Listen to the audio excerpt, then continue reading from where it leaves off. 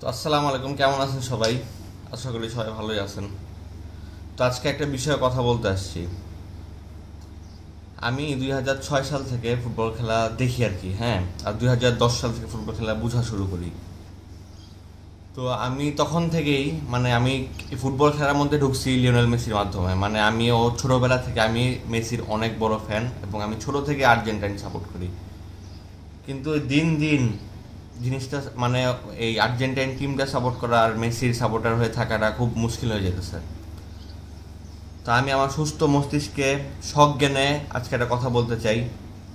যারা আমাদের মুসলিম ভাইদের এগেনস্টে এবং ইসরায়েলের পক্ষে, সে যেই হোক না কেন, তাদেরকে একদম সম্মুখে আমরা বলতে চাই, তাকে আমরা বয়কট করতে চাই। শেষ।